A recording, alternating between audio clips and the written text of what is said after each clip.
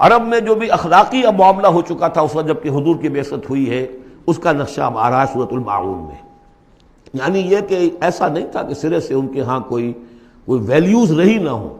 لیکن یہ کہ تلپٹ ہو جاتی ہیں ویلیوز، اور یہ کہ کچھ چیزیں ہوتی ہیں کہ جن کی حقیقت نہیں رہتی، صرف ان کی رسم رہ جاتی ہے۔ جیسے آج ہمارا حال ہے، رہ گئی رسم اذاں روح بلالی نہ رہی، فلسفہ رہ گیا تلقین غزالی نہ رہی۔ تو ان کے ہاں بھی یہ آ چکا تھا کہ اب وہ چونکہ جزا و سزا کے تصور سے محروم ہو چکے تھے،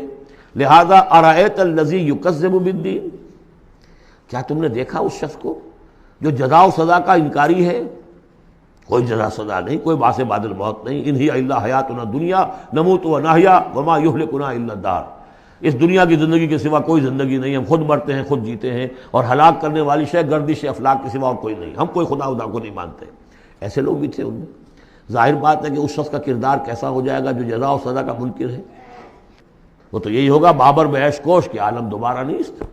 جب کوئی اور زندگی دوبارہ ہے ہی نہیں، یہی زندگی ہے، کھاؤ پیو عیش کرو، جہاں ہاتھ پڑ سکتا ہو ڈالو، جو چیز حاصل کر سکتے ہو کر لو، کیوں جھجک رہے ہو کہ یہ برا ہے اور یہ اچھا ہے اور یہ جائز ہے اور یہ ناجائز ہے؟ پھر تو طریقہ یہی ہوگا کہ وہ کردار کیا بنتا ہے۔ اگر جزا و سزا کا انکاری ہوگا انسان تو کردار کیا بنے گا؟ فَذَلِكَ الَّذِي يَدُعُّ الْيَتِيمَ، وہی ہے کہ جو یتیم کو دھکے دیتا ہے۔ کیوں کھلائے یتیم کو؟ کون سا فائدہ ہے اسے سے؟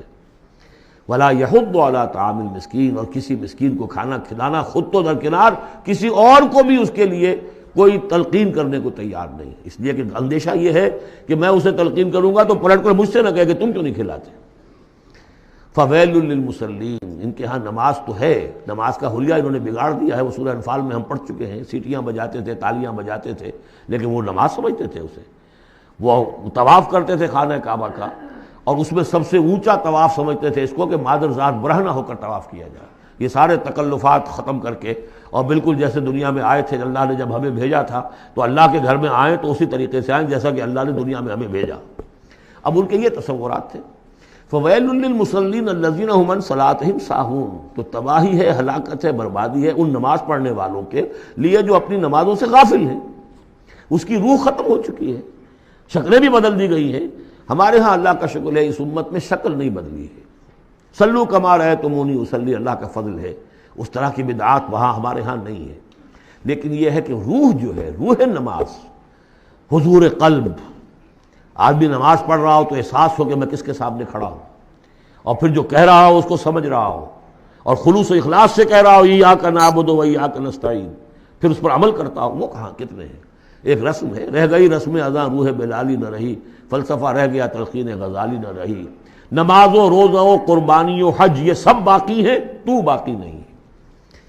الذین هم عن صلاتهم ساہون الذین هم یراؤون، اور اگر کوئی نیکی کا کام کرتے ہیں تو دکھاوے کے لیے، تاکہ اس سے کچھ شہرت ملے، بڑا بہت سخی آدمی ہے۔ وَيَمْنَعُونَ الْمَاعُونَ، لیکن ان کی شخصیت کے اندر پستی کا عالم یہاں تک آ گیا ہے کہ عام استعمال کی چیزیں بھی مانگے تانگے نہیں دیتے۔ عرب میں بھی رواج تھا بھئی کہیں سے کسی کے چولہے میں سے کوئی انگاری لے آؤ تاکہ ہم آگ روشن کر لیں،